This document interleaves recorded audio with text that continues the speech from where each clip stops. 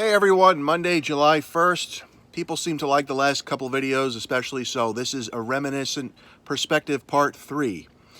And I made a list of more bodybuilding yesteryear opinions, my own. And also, after I talk about those, I'm going to talk about, someone had asked me, how do you train? What do you do? What's going on? So I'll tell you what I did today. Maybe that'll help some people. So again, my opinion with my experience as a former competitor, IFBB official, media, press, and fan of the sport of bodybuilding. So, okay, in no particular order, the best show, in my opinion, that I've ever been to, that year I was covering it as press, was the 2001 Olympia, simply because it was about a month and a half after 9/11, and it was a very tough, sad time, especially in our country. And about a month and a half later was the Olympia, and it was exciting because the feeling of camaraderie was in the air, and it was a controversial show because many feel Jay Cutler should have won. Ronnie won it, and he was wearing, as I remember, a American flag posing trunks. So that was cool because, you know, love our country, and I consider myself patriotic, so that was a great show. There was a lot of great champions, and it had a really nice flow to it, and people needed a reason to smile and feel happy, and I think that show delivered it. So that was my favorite show I've ever been to, 2001 Mr. Olympia. Most improved athlete I've ever seen before. Year to year, you see a lot of guys improve, and that's what's exciting, as I mentioned yesterday or the other day in the other video. But the changes I feel Dorian Yates made from 92 to 93 were astronomical. He himself would go on to say that he had over-dieted for the 92 Olympia. But if you look, you know, those of us in the industry, in the know, there was a Flex magazine, a famous issue with photos of him about a year apart, black and white, these famous photos. If you do an internet search, you can easily see them, are ridiculous. And at that time, I believe, was just a little bit out from the Olympia. And his improvements were amazing. I mean, it was especially when he stepped on stage, it was game over, lights out. I think they called him out one time, and you know, after that, the show was about second and on. So that was, I think, most improved ever, in my opinion.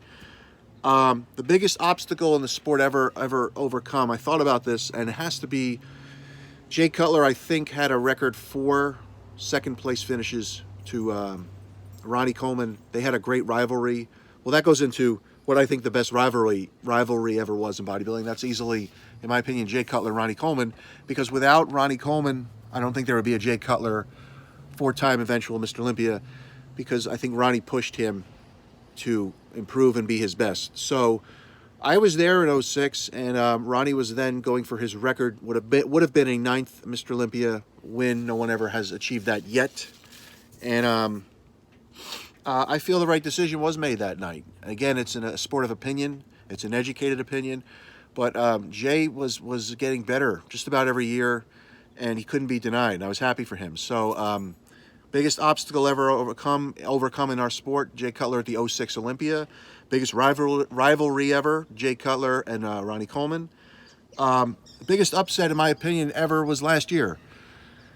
I really thought Shawn Rhoden should have won, but I didn't think, are the judges going to give him the victory? And he won. Now it remains to be seen if he'll repeat that this year. I think this is shaping up to be an exciting show. Will Phil return? I think he will. Will Kai come in? You know, you can only do this for so many years. That's another thing. And everybody is getting older. And it would be nice to see Kai Green back on stage. But anyway, biggest upset ever, in my opinion, was last year's Mr. Olympia, Shawn Rhoden, current Mr. Olympia win. Most controversial ever, I was there for this in the 07, and many felt that Victor Martinez, who won the Arnold Classic earlier that year, should have won the Olympia. I was there. I was seated very close. I think I was still press at that time, and it was very clear to me, but they gave it to Jay Cutler, and I think that was the most controversial win or show ever. I think Victor should have won, and they gave it to Jay. That was his then 3rd title. And lastly, in my little list here, the scariest thing I've ever seen or witnessed in the sport was, I don't remember the year, but there was a year where Phil and Kai just didn't like each other.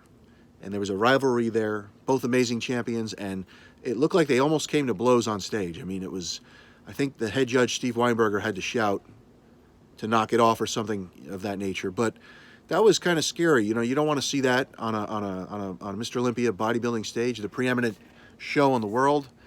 And fortunately, it didn't happen, but I thought that was kind of a scary moment. You know, again, at the end of the day, it's an opinion. Everybody's trying to do their best and make history. And again, you can only, at that level, do it for so long. The body can only take so much. So that's that. Okay. I like to do back on Mondays, and for the simple reason, really, of most of the world does chest. You go to a gym today, Monday, and you're going to see most of the benches taken. So I do back because that frees up all of that equipment. So there's that.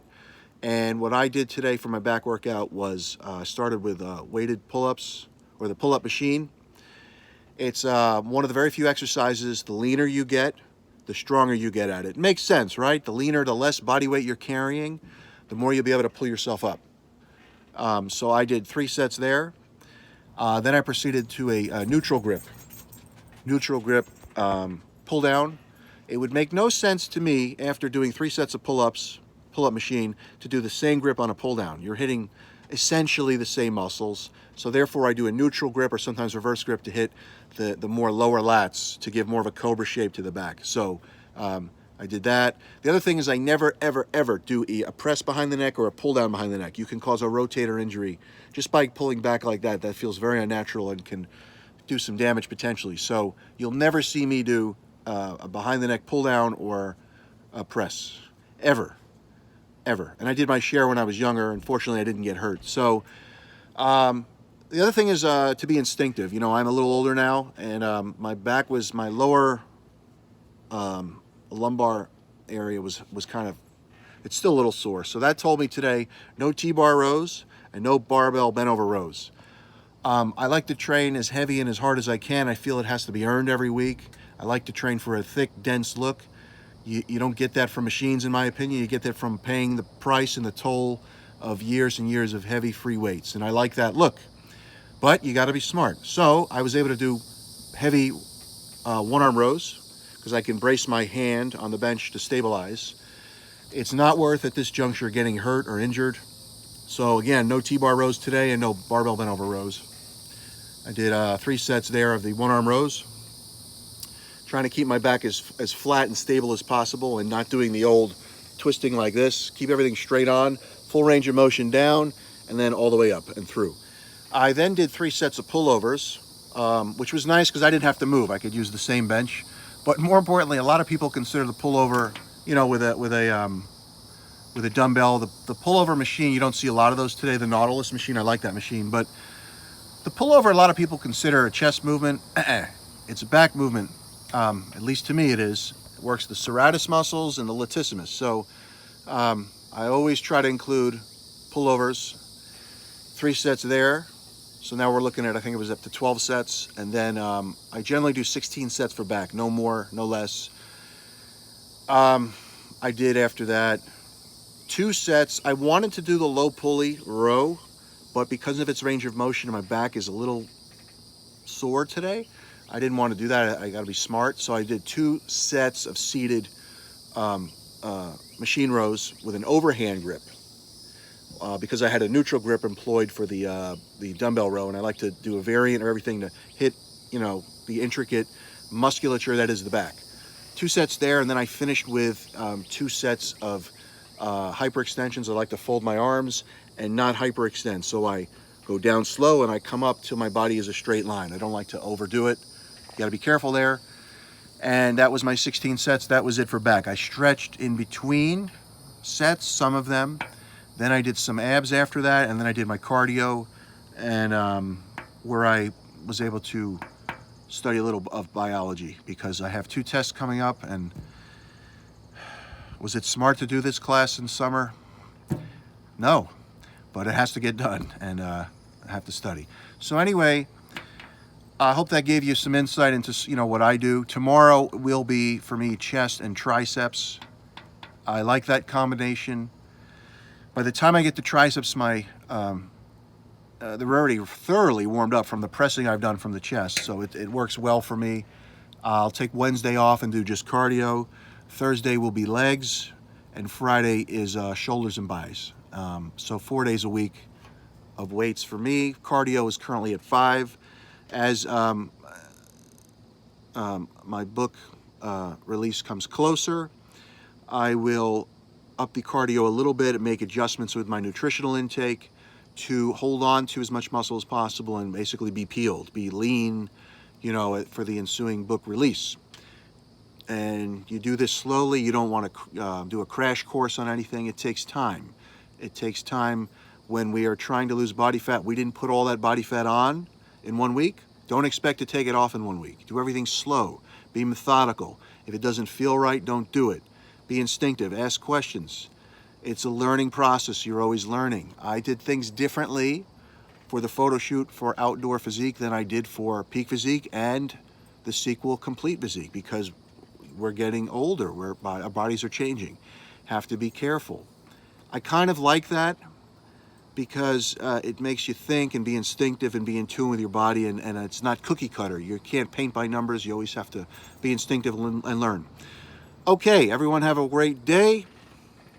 Hope you like this. Peace.